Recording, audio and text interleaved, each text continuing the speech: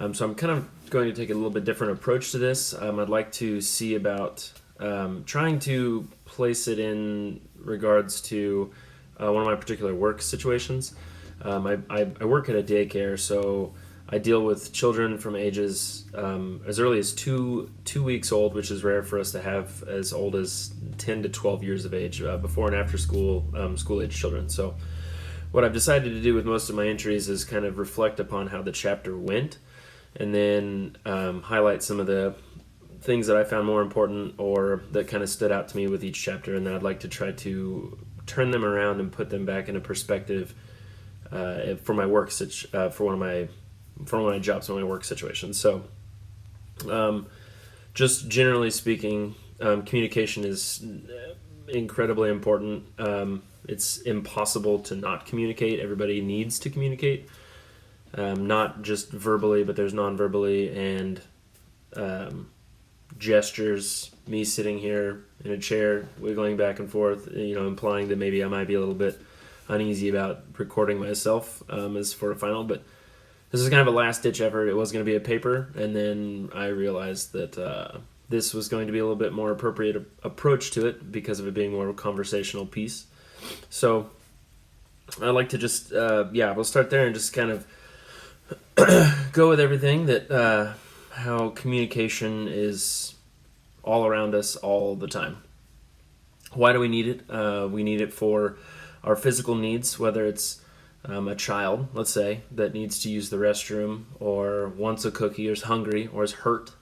If they need just something physically, to build their own identity, they have to be able to communicate to others, not just children of their age, but to their caregivers, to their parents, to adults, to anybody that's around them. It's rare for us to have animals in our facility. We have before. We've had classroom pets, guinea pigs or whatever. They don't tend to last, but it's strange to think of a level of communication with them. But it helps the children create a sense of identity with themselves. So then when we're talking about conversing with others, communicating with others, their social needs, just being aware that they're not the only ones around, letting the adults or caregivers know what they need, how they feel, what happened to them, something that might have caused an upset or some emotional disturbance. Then we have goals for communicating. If a child is playing with another child and wants this particular outcome, they might say, hey, can you go get this toy that we're going to play with? And then they kind of secretly keep it to themselves after the other child goes and gets it. This happens quite often, as you may expect or may not expect. I don't really know if any of you have children or have had experience with children, but I've been doing this for a very long time, and that was more or less my intention with this course, was to hopefully turn it around to use it with my job, and hopefully give some insight into why we communicate the way we communicate, and how children communicate, and how even my coworkers, my supervisors, my director, assistant director, how overall how we all interact, and how it is important, and how we can move on most successfully from there. So, like I was saying, communication it's intentional and unintentional at the same time. I'm not intentionally giving off the message that I am a little bit uneasy or a little bit unsure of my words necessarily with how I'm presenting this. I do have notes, but it doesn't always come out that same way. The code, the message that I'm trying to send gets sometimes a little bit jumbled up in here with the extra noise that goes on, which we'll kind of talk about that in a moment, just the general method of communication. And then sometimes it gets lost and confused. So as mentioned a little bit ago, it's impossible to not communicate. We whether it's what we're saying or it's what we're doing, it's our hands, it's our eyes, if my facial expressions, all of those things, that they are giving off a message. It's of communication. Even as much as, you see behind me, there's a treadmill. Over here, there's a exercise ball somewhere over here. That might give off the message that I am athletic, but however, as much as I'd like to be, I'm not so much. This is my brother's basement. I'm helping take care of some stuff here with him. Anyway, communication is non-repeatable. Every single moment, every issue of communication that you have, it's impossible to recreate that exactly. I've tried to stress this with some of my employees and children. It's really more tough to do that with, but that every moment is the moment as it is, and once it's gone, it's gone. If you can try to recreate the message, you can try to recreate the scene and everything, but it's just not done exactly the same way twice. It's impossible. And not only is it impossible to repeat, it's irreversible. So once you have a message that's sent out, you can't take it back. The book states that we often will recall something that we said or how we should have said it differently or done it differently, and we refer to it as hindsight. And people will say, "Oh, hindsight's 20/20; it gets the best of us." But I like to think, and it's actually kind of an idea of my brother's. I believe he might have heard it from somebody. I don't know. Anyway, hindsight affects everybody, and what would be really nice is to be able to cure that. But then we would have communication would be a little bit fuzzy for a while, because we wouldn't know what we're doing when everybody's saying exactly what they mean and exactly what they meant to say, and how it comes out most directly and specifically and exactly how they want it. Anyway, so moving right along with communication, then we have specifically with children, we have their self-concept, them knowing who they are, how they communicate most effectively, and that builds up the perceptions that they have of themselves and then of those around them. So they have, with being able to communicate, they will build up their own self-concept, and that's kind of how then you will, how you kind of think about and react to others, the self-concept. But then if your self-esteem that children and anybody will have is going to be their kind of how they value their own self-worth. So being able to communicate their wants, their needs, their desires, that stuff is going to, if they get a positive reaction in return, is going to help build that up, and that is our responsibility to children and to anybody, to respond appropriately and effectively to each other's ideas and their communication methods or messages, excuse me, so that we can figure it out and we can move on through the issue.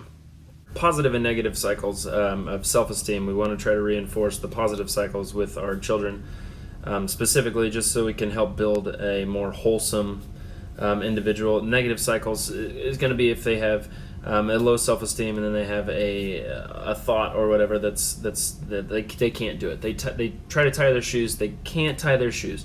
Then they react in some way, and then they realize that, okay, they just tried again, but they failed again, and so they get stuck in this negative cycle. But what we try to do is we try to reinforce through communication how there's a positive cycle, that even if they can't do it, we try to get it to where it's we give them the self-esteem that they can, and we can help them be successful with it, and then move on from there to where that once they do get it on their own, then they are able to move on and be successful, and then they think again, oh, I've been able to do it on my own.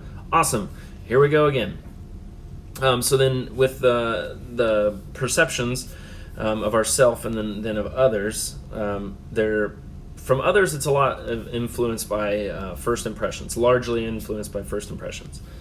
And working with children, I find it amazing that the first impressions are very, very, very small. It's a very simple, oh, you're wearing the same color shirt, or oh, you have dinosaurs on your shirt, so I like dinosaurs too. So then they have immediately, just from there, built a relationship based off of one simple thing, and it's a very simple first impression. That's with our perceptions also, on first impressions, they're influenced by our expectations.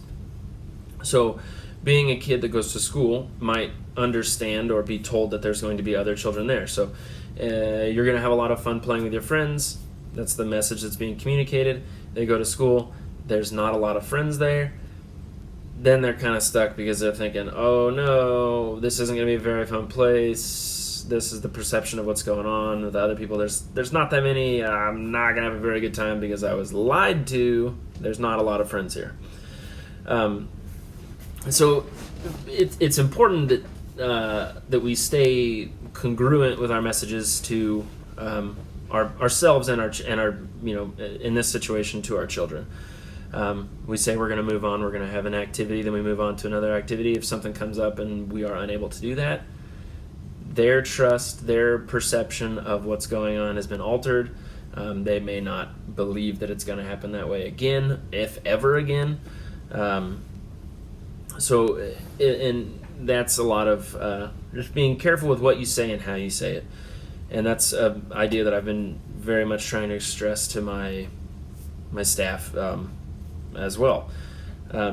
This then creates issues with our emotions and being able to express them. Children are, I don't want to say the worst at it, but they're the best at expressing emotions fully. They don't have any reason to hide them. They don't have a whole array of emotions to express. It's generally happy, sad, mad, hungry.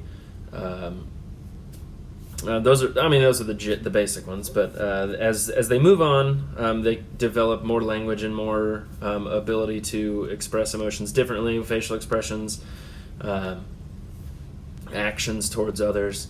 That's how they would act out if something was incorrect or done to harm them or done the way that they didn't want it to be done, or an unexpected outcome. They would then act out possibly, and then so that would go along with our the contagion, which is kind of affects those around us.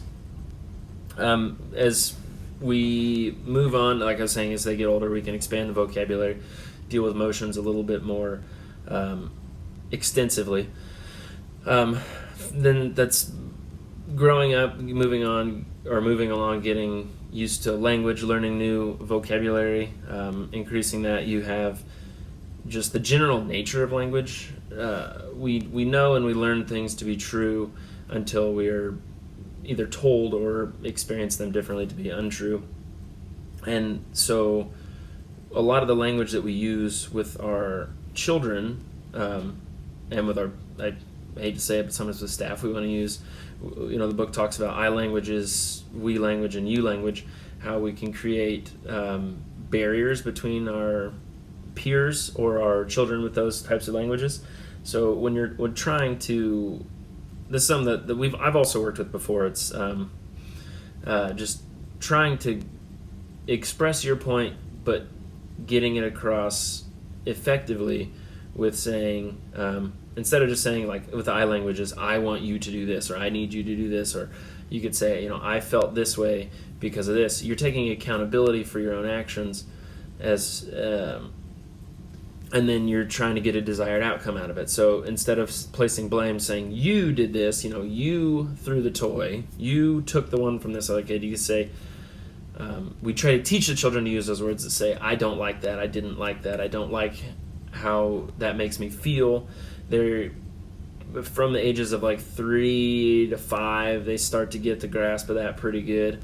And of course by 5 they have a lot larger vocabulary, so they can use more specific descriptions as for what's going on. And then when I, as a teacher, have to intervene, I explain to them that using I language, how something happened, but then saying we, involving them and I, or just them, so they get a better understanding of each other and how things are going, and then they can move on with an idea of themselves and everything around them. Part of that is going to be largely listening, just understanding the message. And I guess briefly mentioned earlier, didn't really go into detail about how we create messages. You have the sender, they encode the message, then they have the channel that they send it, and the person would then receive it, then they decode it, and then that's kind of how they interpret it and go on with it. But there's also this noise in between that kind of hinders and alters the message.